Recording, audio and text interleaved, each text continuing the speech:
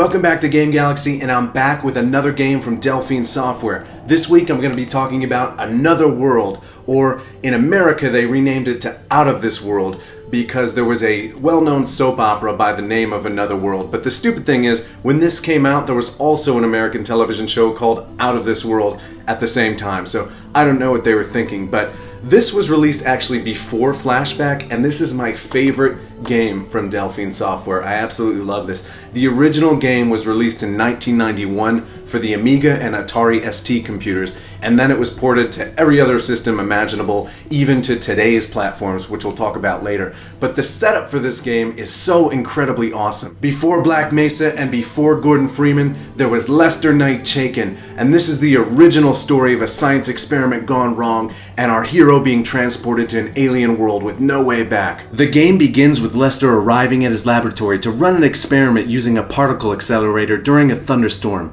These cutscenes literally blew my mind, and I couldn't believe they were running on a Genesis so smoothly. Let me just say for the records, using a particle accelerator during a thunderstorm is just not a good idea. The storm continues to rage and flare when suddenly the lab is struck by lightning. Extra electricity and energy gets into the particle acceleration system, which causes Lester to be teleported to an alien world. The game begins immediately with your desk being transported in the middle of a body of water, and you have to swim up to the surface. What was funny is the very first time I played this game, when I was teleported in, I just sat there as I sunk in my desk, and then I died, and I was like, oh, I can't wait for anything, I'm supposed to play it right away. When you get to the surface, you realize you're on a completely different planet.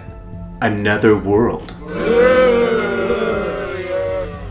Immediately there are threats to take care of, starting with deadly leeches and a giant creature that chases you. As you run to escape your doom, you'll think you've been saved by aliens, but you end up being taken prisoner and brought to a prison camp. You awake to find yourself in a cell with an alien prisoner. One thing that is respectable about this game is that it does not hold your hand, prompt you, or tell you what to do. For example, in this scene you're supposed to rock the jail cell back and forth until it breaks, but when I played this for the first time, it took me a moment to realize I had to think creatively and in the moment without waiting for something to happen. That's really where this game excels. You have to think in the moment and make split-second decisions in real time. When you escape the cell, the alien beckons you to come on and that the two of you are comrades. Together you make your escape. Another World demands patience and a lot of trial and error. You will die a lot, and you'll have to do the same sections over and over again, but after learning what you need to do and succeeding, it's a very rewarding feeling and experience. There's no limit to how many times you can continue, so you can just keep restarting from the checkpoint if you fail. The laser gun in this game is a bit like Flashback with a force field mechanic. The gun has 3 firing options: a normal laser beam, force field, and a charge shot that will destroy an enemy's force field or blast apart walls. The enemies can also make force fields, so firefights are tense, and it becomes a game of balancing force fields with charge shots and regular shots,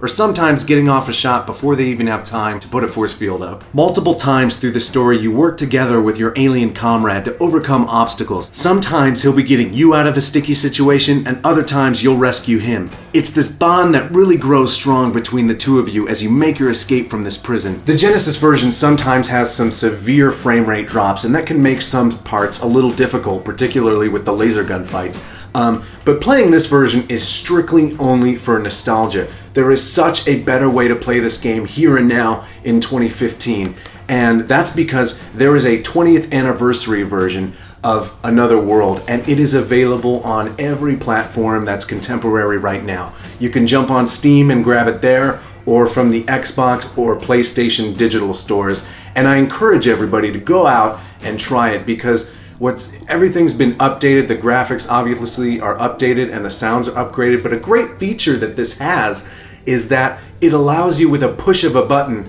to go back to the original graphics, and I love remasters that allow you to do that, to just go back and play the original with the original sounds and music if you choose to. But this is a remaster where I don't think it takes away from that original feel. In fact, I think it adds to the value. It's nothing but positive here, that here you can see in the caves there's actual artwork there, and I don't think it takes away or puts a shine polish that makes it not feel nostalgic or like you're playing the game, but more as how it was really supposed to be in all of its element. The 20th anniversary version really makes this game a timeless classic, so I really encourage you guys to check this game out, but only if you have a lot of patience. This game was so incredibly frustrating for me back when I originally played it, but it stood to be one of my favorite Sega Genesis games due to its cinematic nature. You'll hear me say that again and again when I talk about games. I love when cinema is mixed with it. And just like Flashback, can you guys see that? I love the artwork on this. It is so incredible. There's actually a better artwork for the Another World cover. I'll throw it on screen here. That's even cool in itself. I love the artwork of these old video games. They took such tender love and care in imagining the worlds back then, and I love it. But I really encourage you guys to go ahead and check this out and grab it on Steam or Xbox Arcade or PSN. Go check it out. One quick note, just like Flashback, the story does not end here. This game has a direct sequel exclusive to the Sega CD, and we're going to be talking about that next week, so make sure you come back to check that out. And remember, Gordon Freeman has nothing on my boy Lester.